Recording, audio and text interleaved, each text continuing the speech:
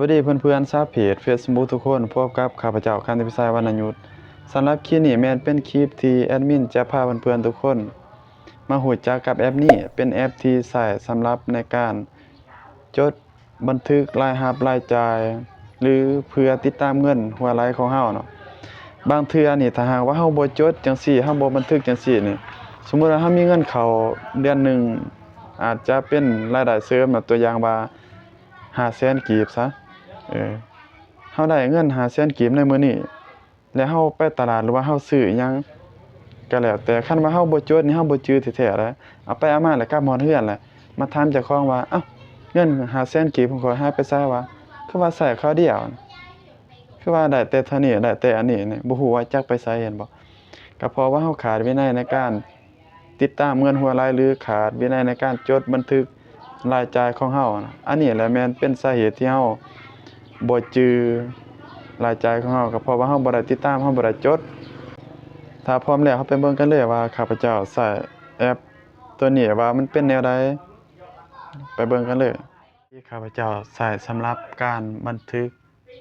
รายรับรายจ่ายหรือเป็นแอปที่ว่าติดตามเงินหัวไหลของเฮาแม่นใช้แอปตัวนี้ Money Lover ตัวนี้ทุกคนคลิกเข้าไปนะสามารถนำใช้ได้ทั้ง iOS แล้วก็ Android เด้อทุกคนเด้อมันจะมีฟังก์ชันฟรีแล้วก็แบบเสียเงินหรือว่าซื้อแบบ VIP เนาะสำหรับไผที่ว่าเปิดนำใช้ใหม่แม่นมันจะบ่มีสกุลเงินกีบทุกคนกรณีที่ว่าเราเปิดกระเป๋านี่การเราเลือกเป็นสกุลเงินกีบเด้อทุกคนมันจะมีการตั้งค่าในหันแหละ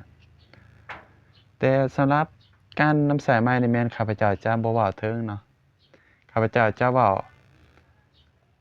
ในการติดตามเงินหัวไหลนี่แหละทุกคนอย่างเช่นว่าเงินสดคือข้าพเจ้านี่แบ่งเป็น3หมวดบัญชีทุกคนเงินสดกับเงินในบัญชีแล้วก็เงินเวียกประจำหรือว่าเงินเดือนของเราอันนี้แม่นเงินสดตัวอย่างนี่แม่นเดือนที่แล้วคือข้าพเจ้าเริ่มนำใช้หรือว่าเริ่มติดตามเงินหัวไหลของข้าพเจ้านี่แม่นตั้งแต่เดือน8ทุกคนเราสามารถเบิ่งภาพรวมก็ได้นี่ทุกคนว่าเรามีรายรับเท่าใดกำไรสุทธิเท่าใดนี่รายจ่ายเท่าใดนี่มันจะบอกละเอียดให้เราอยู่นี่รายรับ5ล้านแม่นรายจ่าย1ล้านปลายนี่เบิ่งภาพรวมเด้ว่าเราใช้จ่ายอิหยังแหน่นี่อาหารการกินบ่เครื่องเฮ็ดเวียกบ่ค่าน้ำค่าไฟค่าอินเทอร์เน็ตบ่น้ำส้มน้ำหวานบ่มีหมดเนาะคือเดือนที่แล้วนี่ข้าพเจ้าใช้จ่ายเท่าใดก็สามารถเบิ่งได้เนาะแม่นใช้จ่ายฟุ่มเฟือยเนาะ2ล้านกว่าแล้วก็ให้ทางครอบครัวแหน่อันนี้แม่นการใช้จ่ายในเดือนที่แล้วหรือว่าเดือนระหว่างเดือน2ทุกคนเดือนที่แล้วเนาะเดือนที่แล้วนี่แม่นเราบ่มีรายรับเด้อสำหรับบัญชีเงินสดนี่รายรับมีแต่100,000กีบเท่านั้นแต่ว่ารายจ่าย6ล้านกว่าทุกคนเห็นบ่กรณีรายจ่ายมาเบิ่งวิธีการนำใช้ทุกคนหลังจากที่ว่าเราอธิบายไปแล้วเรามาเบิ่งวิธีการนำใช้อย่างคันเราติดตามแนวนี้นี่เราจะรู้ว่าเงินของเราทุกบาททุกสตางค์หรือว่าทุกกีบของเรานี่ใช้จ่ายฟุ่มเฟือยไปกับหยังเราสามารถเห็นตัวอย่างว่าซื้อกาแฟเครื่องเฮ็ดเวียกค่าน้ำมันเราจะเห็นหมดอยู่นี่แล้วก็เราสรุปว่าสมมุติว่าเดือนนี้เราจ่ายหลายกว่าเนาะใช้จ่ายกับสิ่งที่ว่ามันค่อนข้างว่าบ่จำเป็นปานใดเราก็ตัดออกหรือว่าพยายามใช้จ่ายให้มันน้อยลงเนาะเพื่อบริหารหรือว่าเพื่อรักษาเงินสดของเราทุกคนนี่สำหรับวิธีการจดบันทึกหั่นบ่วิธีการจดบันทึกก็ง่ายๆตัวอย่างว่าคือข้าพเจ้ามีเงิน56,000กีบคือปัจจุบันเนาะเงินสดตัวอย่างว่าซื้อน้ำส้มน้ำหวานตัวอย่างว่านี่เราก็มาเลือกเป็นรายจ่ายก็มาเลือกที่คำว่าน้ำส้มน้ำหวานแบบนี้โอเคบ่น้ำส้มน้ำหวานแล้วก็ไปบันทึกแล้วตัวอย่างว่าน้ำส้มน้ำหวานมื้อนี้ในวันที่8เดือน3 2026หรือว่าวันอาทิตย์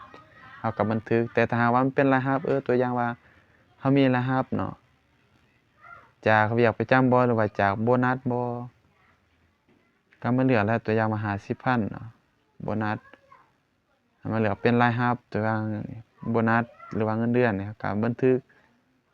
แล้วมันสิเป็นรายรับของเรานะทุกคนอันนี้แหละเป็นแอปช่วยบันทึกรายรับรายจ่ายหรือว่าช่วยบริหารเงินก็ว่าได้ถ้าเราบ่ติดตามบ่จดแบบนี้หรือว่าขาดวินัยการจดนี่เราจะบ่ฮู้ว่าที่มาของเงินของเรานี่ได้มาจากไสรายจ่ายของเราเงินหัวไหลของเรานี่แม่นมันไปไสเราบ่ฮู้แต่ถ้าหากเราใช้แอปอันนี้มาช่วยติดตามแล้วเราจะเห็นเด้ค่อนข้างว่าละเอียดเลยเนาะถ้าหากไผอยากให้มันมีตัวอย่างว่ามันจะบ่มีภาษาลาวแบบนี้ดอกภาษาลาวกรณีเราเขียนเองดอกภาษาลาวตัวอย่างว่าเราตัวอย่างว่ามีอันใดอันหนึ่งสมมุติว่าบ่มีในรายการแบบนี้เราก็สามารถเพิ่มรายการใหม่เขียนชื่อและตัวอย่างว่าให้น้องก็เรามาเลือกโลโกหรือว่าไอคอนหรือว่าช่วยสังคมหยังเราก็บันทึกเป็นรายจ่ายบ่หรือว่ารายรับบันทึกเพียงเท่านั้นเนาะทุกคนเนาะหวังว่าคลิปนี้ก็คงเป็นประโยชน์เป็นสาระความรู้ให้แก่คนที่ว่าได้เห็นคลิปนี้ถ้าหากว่าเห็นว่ามันมีประโยชน์ก็ฝากกดไลค์กดแชร์หรือว่ากดติดตามช่องทาง YouTube แล้วก็ TikTok และแฟนเพจเด้อทุกคนเด้อขอขอบใจ